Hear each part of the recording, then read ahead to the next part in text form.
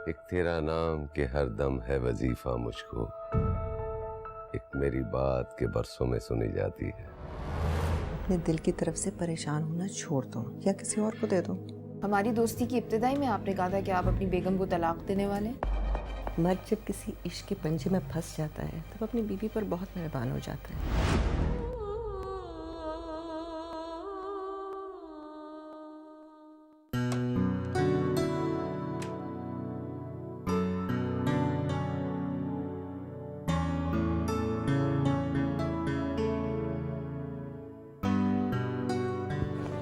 अस्सलाम वालेकुम। वालेकुम अस्सलाम।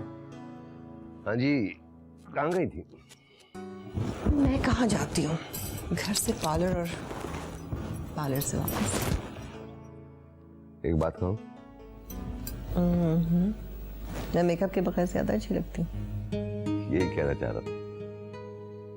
एक ही तो शौक है मेरा, तुम कहते हो तो सोचूंगी।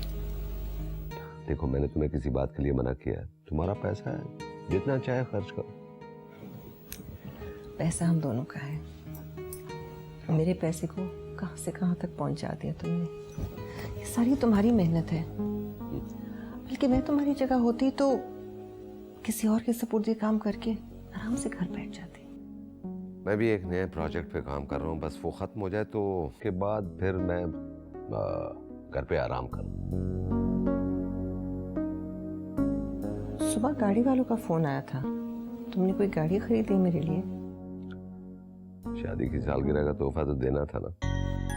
एक बड़े और महंगे तोहफे की क्या जरूरत है, मैं तो छोटी छोटी चीजों से भी खुश हो जाती हूँ।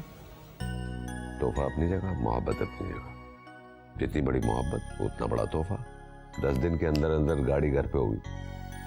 चाय पी ली तुमने? तुम्हारा इंतजार कर रहा था। इतना बन ठन के मेरा इंतजार कर रहे थे? वो एक्चुअली मेरी एक बिजनेस मीटिंग है। मैं बस 5 मिनट में आई। ओके।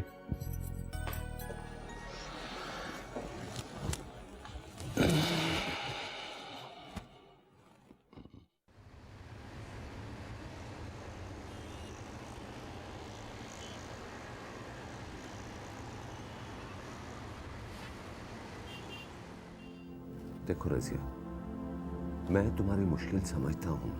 मुझे पूरा एहसास है कि तुम्हारे दिल पर क्या गुजरती है, मगर यकीन मानो कि हर पल हर घड़ी मुझे ऐसा लगता है जैसे मैं तुम्हारे साथ हूँ। मगर क्या करूँ, मेरे हाथ बंधे हुए हैं। जब आपने मेरी तरफ दोस्ती का हाथ बढ़ाया था तो उस वक्त तो फखरुद्दीन साहब आपके हाथ नहीं बंधे हुए थे। और जहाँ तक मुश्किल समझने का सवाल है तो 2-3 साल गुजर चुके हैं और अब भी आपको मेरी मुश्किल समझ में नहीं आई। मेरी हालत पर गौर करो।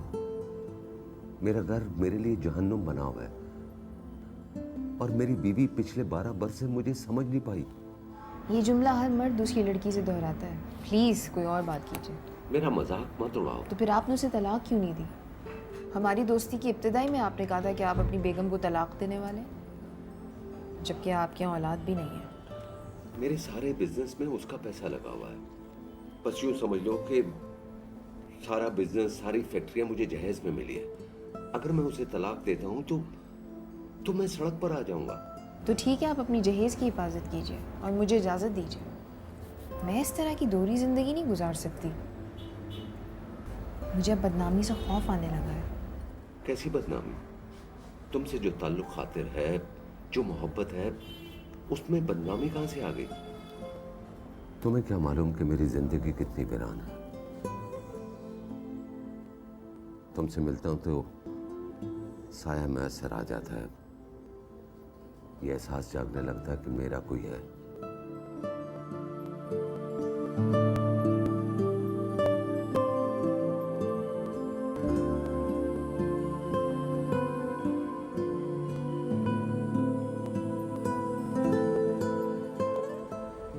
हो सकता है कि आपको साया मैसर आ जाता हो, लेकिन मेरा सब्र और इंतज़ार की धूप मुझे जला रही है।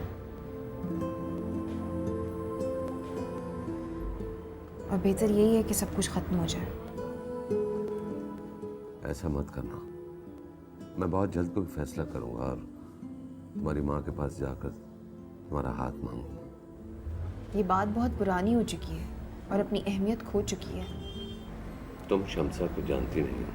फखरुद्दीन साहब, मैं 3 साल से उनके बाल बना रही हूँ, उनके हाथ पाँव साफ करती हूँ, उसके बाद उनके पूरे जिस्म का मसाज करती हूँ। उसी दौरान आपसे उनके इश्क के किस्से भी सुनती रहती हूँ। हर 5 मिनट बाद मुझे उनके हुस्न की तारीफ करनी पड़ती है और आप समझते हैं कि मैं अब भी उन्हें नहीं जानती हूँ। उसको इश्क है, लेकिन उसकी आदतें मुझसे बहुत मुख्तलिफ है। मुझे अब चलना चाहिए, यहाँ से घर की तरफ के लिए गाड़ी नहीं मिलती। थोड़ी देर रुक जाओ, मैं तुम्हारे लिए टैक्सी मंगवा दूँ। मैं जानती हूँ आप अपनी शानदार गाड़ी में मुझे बिठा नहीं सकते, शायद ये भी जहेज की हो। मैंने तुम्हें कई बार कहा है कि तुम तोहफे में कोई छोटी मोटी गाड़ी ले लो, तुमने हमेशा इनकार किया है। आप इतने बड़े तोहफे की बात कर रहे हैं, मैंने आज तक आपसे एक छोटा तोहफा भी नहीं लिया। कल शाम मुलाकात होगी। कल बेगम फखरुद्दीन का अपॉइंटमेंट है, पूरा दिन उनकी खिदमत में लगेगा। खुदा हाफिज़।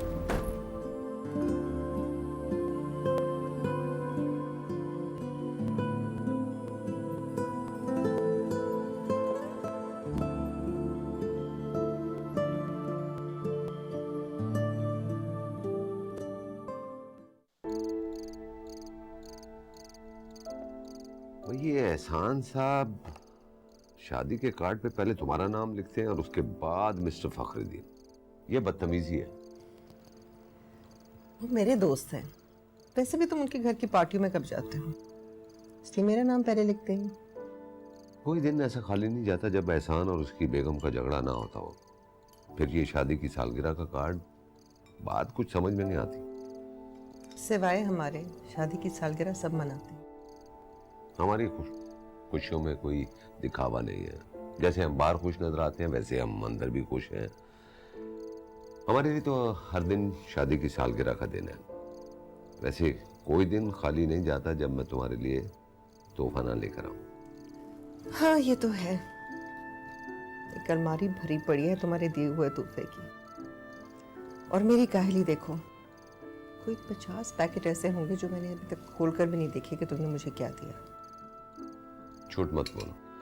वैसे मैं 4 दिन के लिए पेरिस जा रहा हूँ। 4 दिन के लिए पेरिस?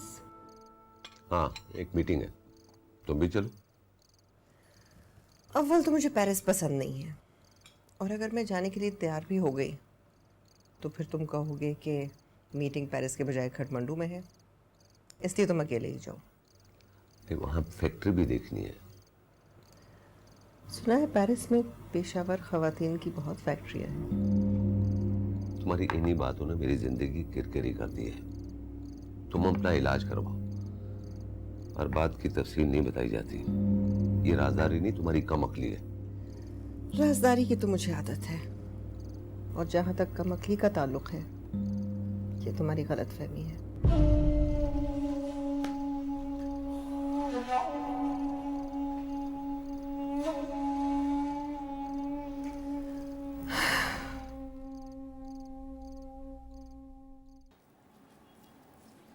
मैंने मैनेजर से कह दिया था कि आपने कहा है कि जब भी आप यहाँ आए कोई भी ना हो।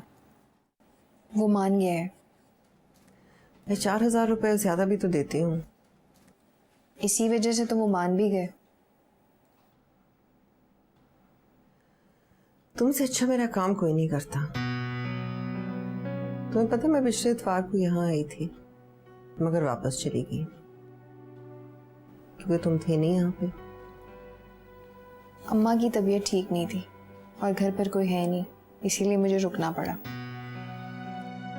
अम्मा के लिए कोई मेड रख लो ना। जितने पैसे मैं यहाँ से कमाती हूँ उससे ज्यादा तो मेड ले लेगी। मेड की तनख्वाह मैं दे दूंगी। शुक्रिया। अगर मैं मान भी जाऊं अम्मा नहीं मानेंगी। तुम्हारे हाथ इतने नरम हैं, पता ही नहीं चलता क्या हो रहा है। शुक्रिया मिसेस फखरुद्दीन।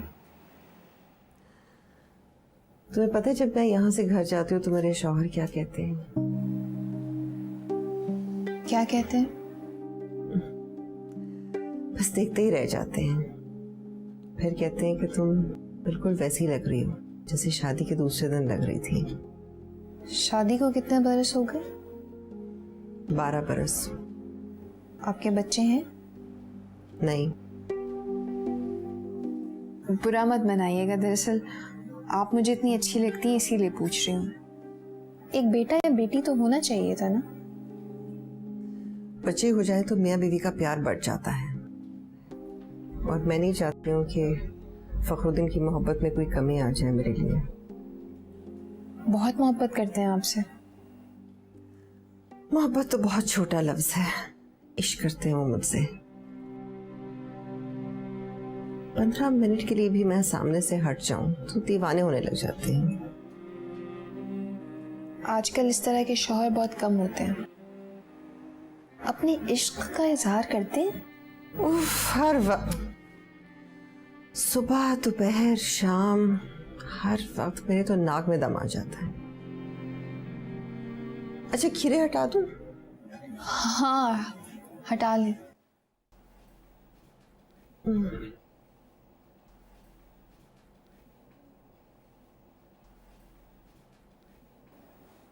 मैंने फखरुद्दीन साहब को देखा है, शक्ल से इतने आशिक मिजाज तो नहीं लगते। तुमने कहाँ देख लिया उन्हें? वो अक्सर लेने आते हैं ना आपको। हाँ, घर में 2 ड्राइवर होने के बावजूद भी वो आ जाते हैं लेने। मैं उन्हें मना भी करती हूँ, तो ये पागलपन है उनका। आपका काम हो गया। हाँ? सब कैसे हो गया?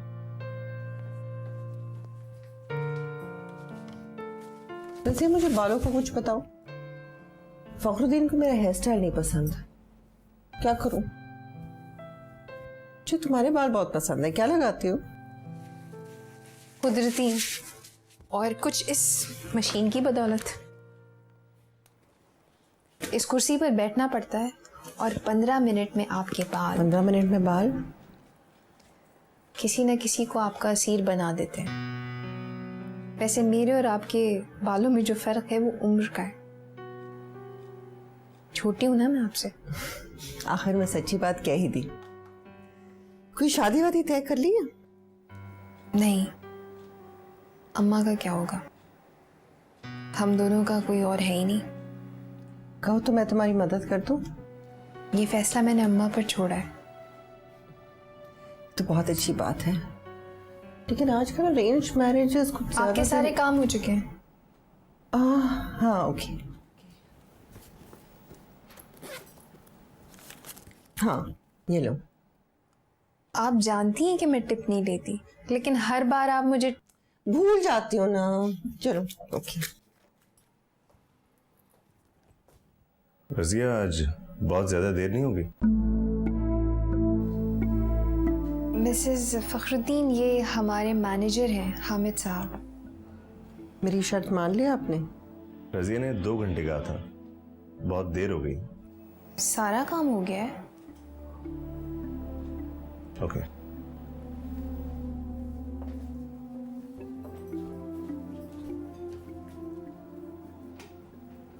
क्या नाम है इसका? हामिद हसन। अच्छा नाम है। बड़ी दिलचस्पी से तुम्हारी तरफ देख के बात कर रहा था। आप बड़े गौर से हर बात देखती हैं। हर बात को समझना, उस पर गौर करना, उसे पूरी तरह समझने की कोशिश करना मेरी आदत है।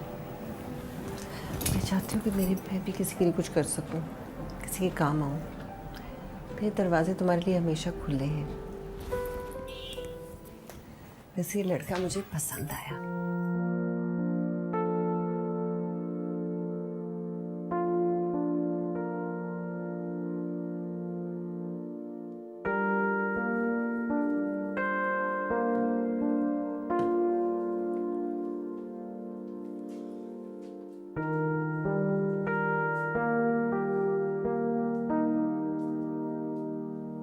चली गई। ऐसी औरतों के पैर धोना बहुत मुश्किल काम होता है। पाँव धोना मुश्किल काम नहीं होता, क्योंकि ऐसी औरतों के पाँव साफ होते हैं। सबसे खतरनाक मरहला इनसे बातें करना, उनकी बातें सुनना होता है। बहुत पुरानी क्लाइंट है तुम्हारी। जब से मैंने मुलाजमत की इनको देखा है। औरत भी बुरी नहीं है। बुरी क्या, बहुत खूबसूरत है। इनके मियाँ क्या करते हैं? हम लोग खानदानी बातें ज़्यादा नहीं पूछते। यकीनन अमीर आदमी होंगे, हर बार 6,000 रुपये दे जाती हैं। मैंने खिड़की से देखा, नीचे बहुत बड़ी गाड़ी थी और ड्राइवर भी सूट बूट में था। इनके शौहर इनको लेने आते हैं और ऐसी कई गाड़ियाँ हैं इनके पास। हम लोग बिला वजह बेगम फखरुद्दीन के पीछे पड़ गए हैं। पिक्चर देखने चले? हामिद, मुझे घर वापस जाना है, अम्मी की तबीयत ठीक नहीं है, फिर कभी चलेंगे। तो चलो, मैं तुम्हें अपनी नई गाड़ी में छोड़ कर आता हूँ। इस पार्लर में इतनी लड़कियां हैं, किस किस को छोड़ोगे? तुम्हारी बात और है। क्या और है? मेरे सर पर सींग है। वैसे मुझे तो नजर आते हैं।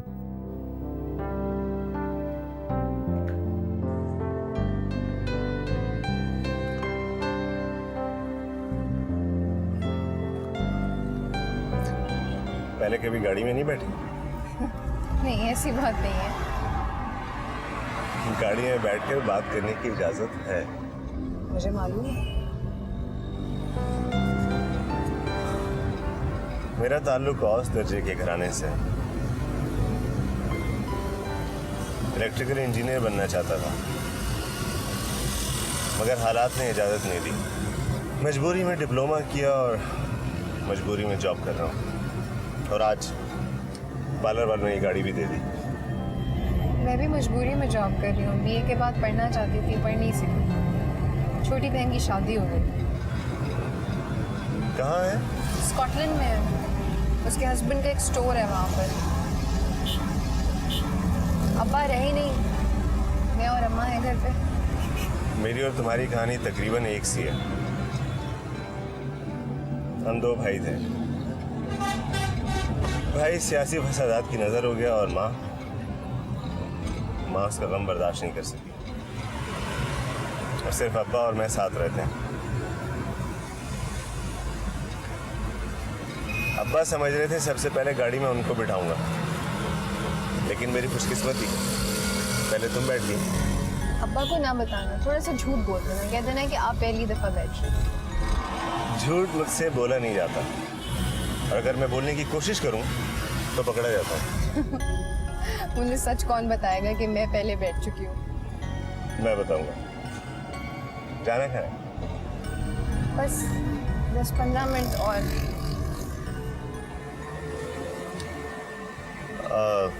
नीलोफर बता रही थी तुम्हारी आवाज बहुत अच्छी है। सुन तो रहे हो? कुछ सुनाओ। तो घर आ गया। अभी तुमने ही तो कहा 10-15 मिनट है। 2 मिनट सुनूंगा। क्या सुनाऊं? कुछ भी। मीर की गजल सुनाती हूँ। ये कौन है? है नहीं, मर गए। मीर काफी मीर।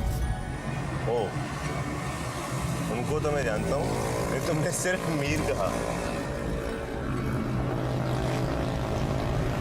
बंधा रात आंसू का कुछ तार सा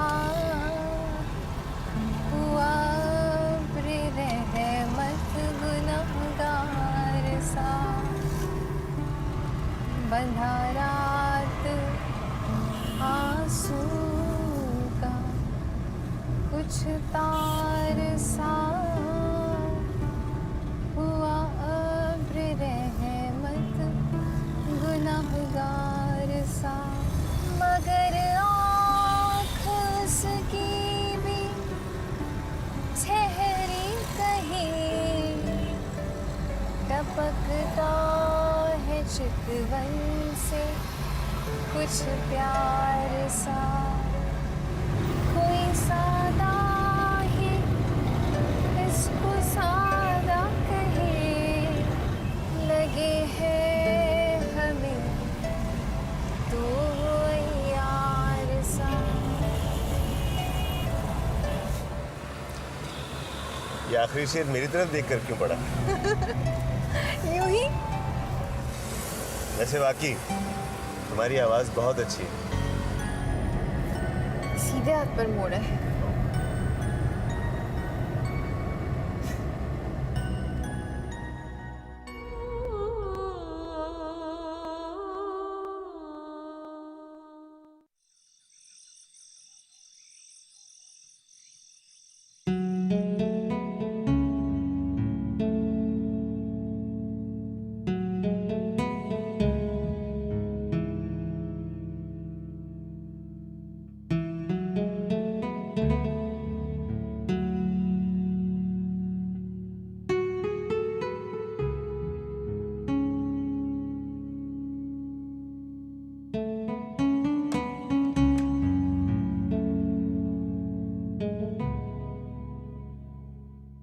क्या हाल है डार्लिंग?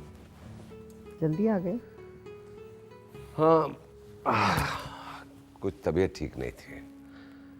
पहले उल्टे हाथ में दर्द हुआ, फिर पसीना आने लगा। डॉक्टर के पास चला गया। मुझे क्यों नहीं फोन किया? डॉक्टर ने क्या बोला? नहीं, वो बस उसने ECG किया, उसकी रिपोर्ट ठीक निकली, मगर डॉक्टर कह रहा था कि मुझे दिल की तकलीफ हो सकती है।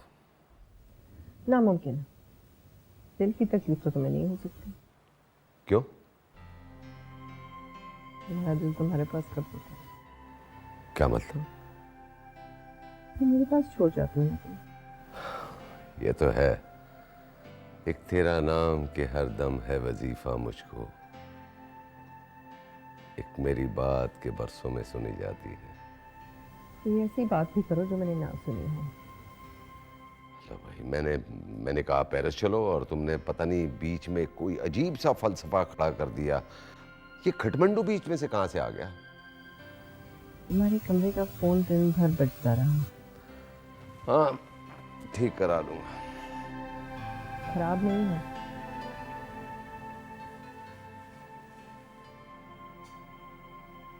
फिर बजता क्यों है?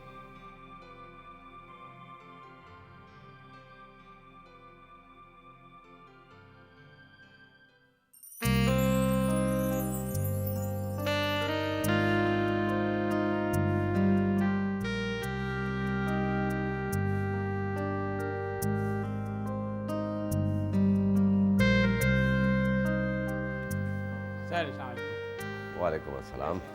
बिल्कुल सर ठीक। 2-3 दिन आपको ना देखें तो अजीब सा लगता है। हाँ, 2 कैरेट की अंगूठी दिखाए, मैं जरा जल्दी में हूँ। सर प्लीज़ बैठें तो तशरीफ़ तो रखें। हाँ,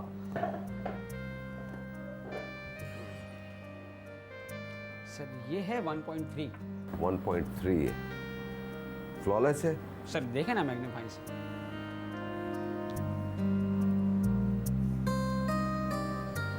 ओके, कितने की? सर 10 लाख की। No problem.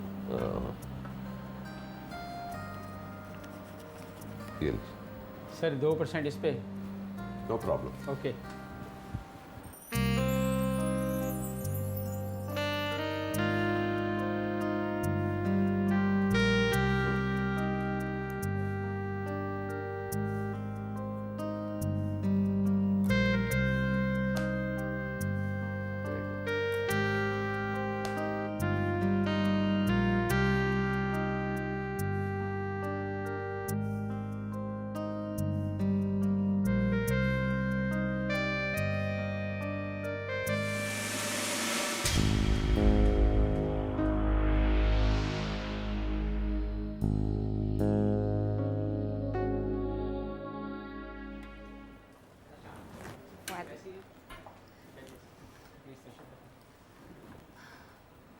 कैसे हैं?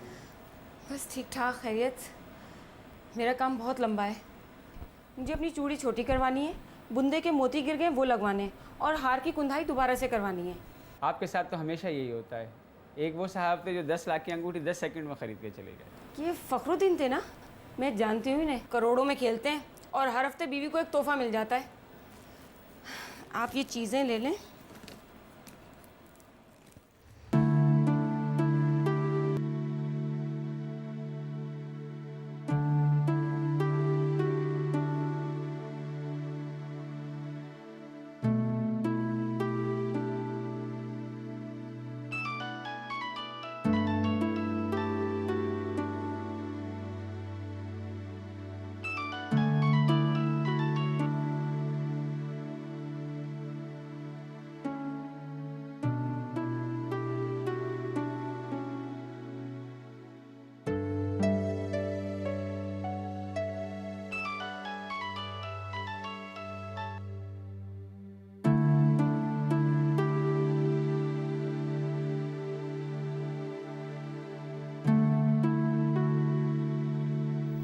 बीबी तुम फ़ोन सुन लो, फ़ोन की घंटियों से मेरा मेकअप डिस्टर्ब हो रहा है। बेगम साहबा मैंने फ़ोन बंद कर दिया, घर से था।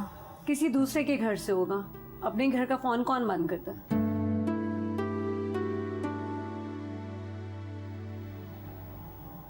ये देखो, आंख के नीचे का मेकअप ठीक करो। ऐनक लगा कर देखें, बिल्कुल ठीक है। ऐनक लगाई तो क्या खाक नजर आएगा? इसके बाद मैं हरा गरारा पहनूंगी, तुम्हें मेकअप उसी हिसाब से करना है। बेगम साहबा, गरारे से आंख के मेकअप का क्या ताल्लुक? इस दफा तुमने मुझे खीरे भी नहीं दिए। पिछली दफ़ा दिए थे, आप खा गई थी। खाती नहीं तो क्या उसके टॉप्स बनाती? वो आंख पर रखने के लिए दिए गए थे। पहले बताना चाहिए था ना। चलो अब कुछ मेरी गर्दन का करो। क्या करूं, आप बताएं। कुछ ऐसा करो कि पार्टी में मेरी गर्दन अकड़ी भी नजर आए। आपका वक्त ख़त्म हो चुका है। अल्लाह ना करे। अभी के वक्त की बात कर रही हूँ, जब आप अगली बार आएंगी तो कुछ करने की कोशिश करूँगी।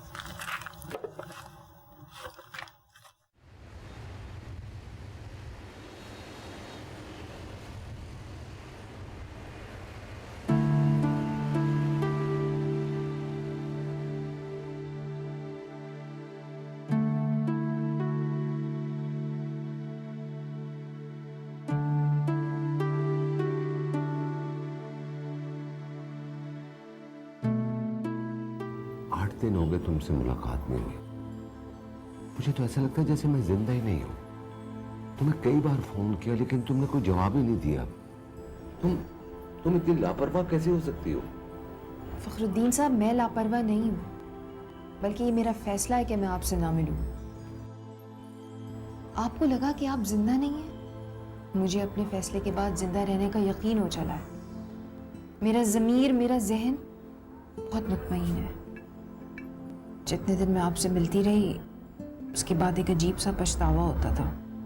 लेकिन तुम ये तो मानोगी ना कि तुमने दिलचस्पी का इजहार किया था? यकीनन, मगर आप शायद ये भूल गए कि आपने वादा किया था कि आप अपनी बीवी को जल्द से जल्द तलाक दे देंगे। मैं अब भी अपने वादे पर पाबंद हूँ, लेकिन मुझे थोड़ा सा वक्त चाहिए। फखरुद्दीन साहब, मेरे ख्याल में हम दोनों के पास वक्त खत्म हो चुका है। अचानक ऐसे कोई कैसे बदल सकता है? ये जिंदगी बहुत बड़ा स्कूल है, बहुत कुछ सीखता है इंसान। मुझे लगता है तुम्हारी जिंदगी में कोई और आ गया। बिल्कुल सच कह रहे हैं। कौन है वो? आप जानकर क्या करेंगे? मुझसे ज्यादा अमीर है। मुझे पता था कि आपकी सोच आपसे यही कुछ कहलवाएगी। आपकी इत्तला के लिए अर्ज़ है, वो बिल्कुल भी अमीर नहीं है। मुझ जैसा एक औसत दर्जे के ख़ानदान से ताल्लुक़ रखता हुआ इंसान है। उम्र के लिहाज से मुनासिब, शरीफ, इलेक्ट्रॉनिक्स में डिप्लोमा किया है उसने। मामूली सी नौकरी है, और अगर कोशिश जारी रही और अल्लाह मियाँ का साथ रहा तो हम मिलकर घर चला लेंगे। मैं भी तुमसे कुछ कहने आया था, लेकिन तुमने तो सारा किस्सा ही खत्म कर दिया। अब भी सोच लो, गुर्बत में जिंदगी गुजारना इतना आसान नहीं। अगर दो इंसान उम्र, मौल और पस मंज़र के हिसाब से यकसा हों तो ज़िंदगी आसानी से कट जाती है। अगर तुम थोड़ा सा और इंतजार कर लेती तो मैं तुम्हें बहुत कुछ दे सकता था। मैं फैसला कर चुकी हूँ। मैं तुम्हारे बगैर जिंदा नहीं रह सकूंगा। आप बहुत अच्छी तरह जिएंगे।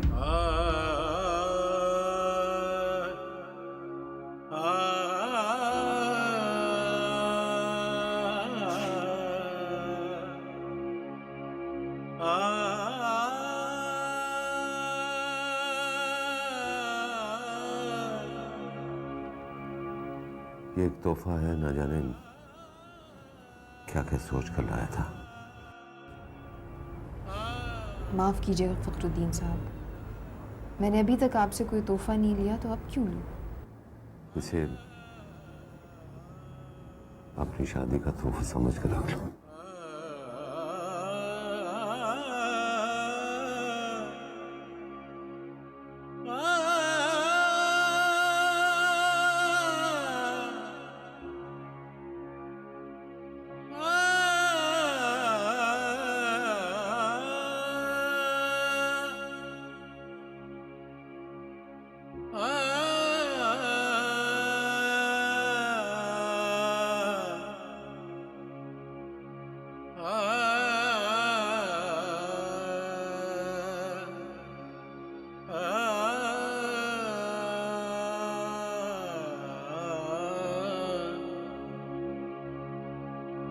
भाई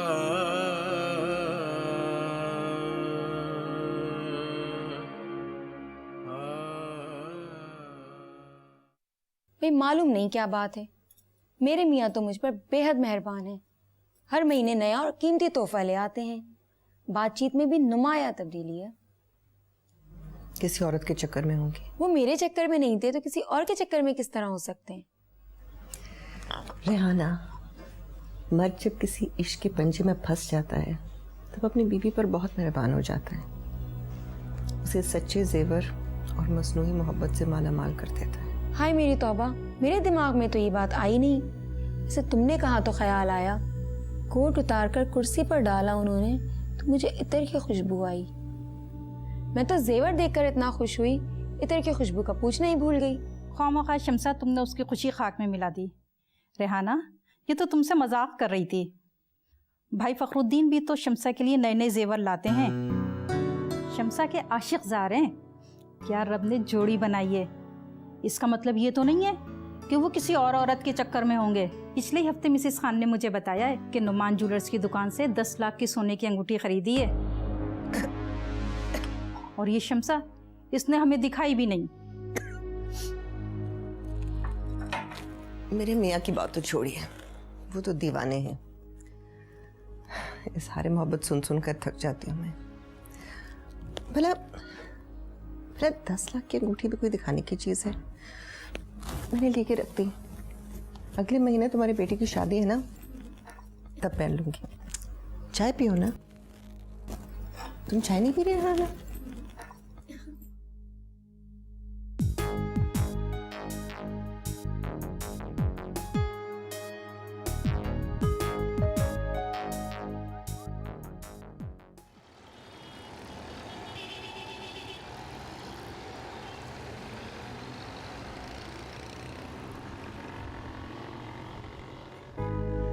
फखरुद्दीन तो मुझसे शादी करेंगे नहीं, वो किस्सा तो मैंने ख़त्म कर दिया। 3 साल मेरी हमाकत की वजह से ज़ाया हो गए। मेरी ही गलती थी कि खामखा एक ऐसे शख्स से मोहब्बत कर बैठी जो शादीशुदा था, उम्र में मुझसे दुगना, बीवी की दौलत से अमीर हो गया उस दिन। हामिद, मैंने अम्मी को तुम्हारे बारे में सब कुछ बता दिया और मैंने अब्बा को। मैं तुमसे इतवार को मिलने आऊँगा और तुम्हें अब्बा से भी मिलवा दूँगा।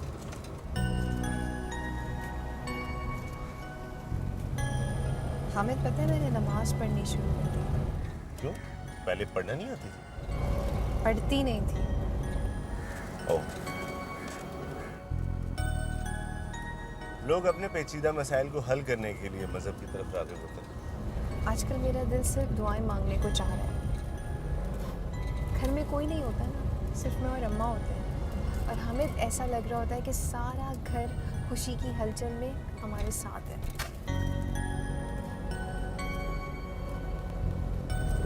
मुझे घर छोड़ दो वैसे तो।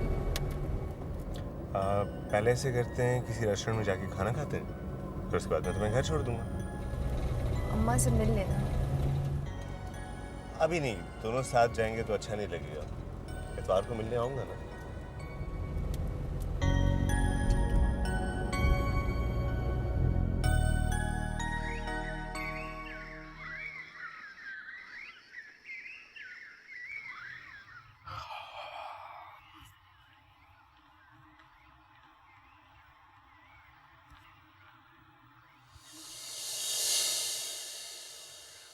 आज तुम कहीं गई नहीं, घर पे कैसे?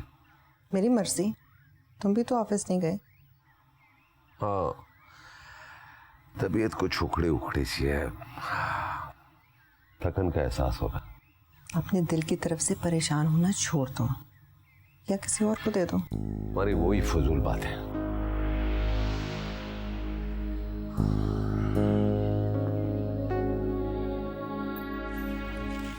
मेरे लाडले शौहर, बहुत सी फजूल बातें अक्सर हकीकी हो जाती हैं।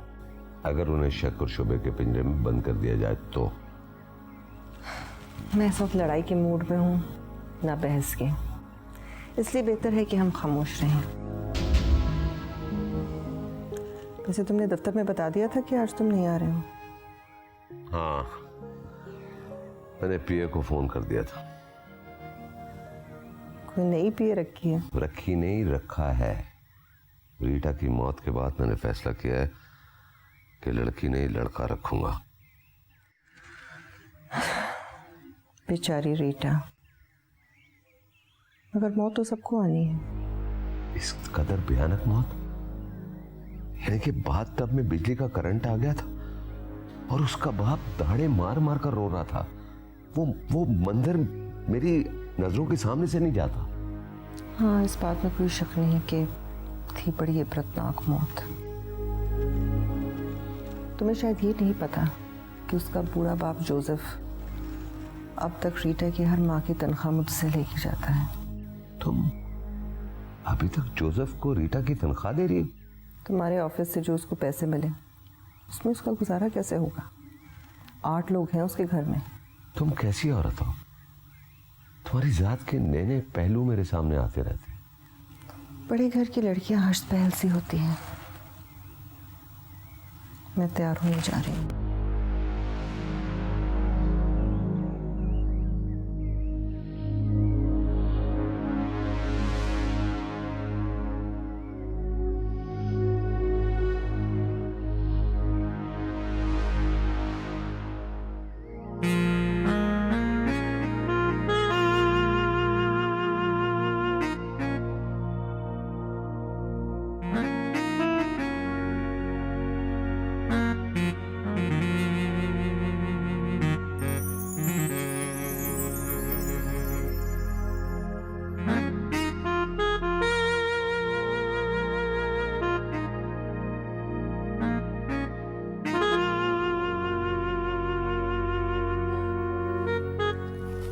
देखो, मेरा पर्स है, इसमें बहुत कीमती चीज है जो मुझे वापस करनी है। संभाल के रखना। मैं 2 मिनट में आई, ठीक है?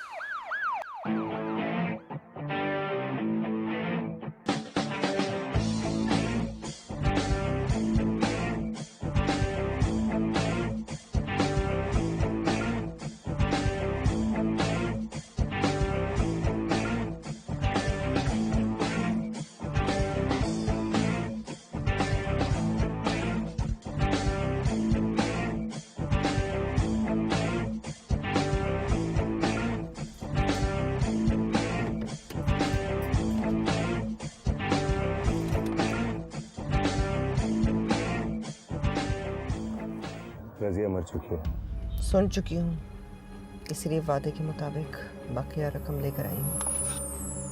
15 लाख है।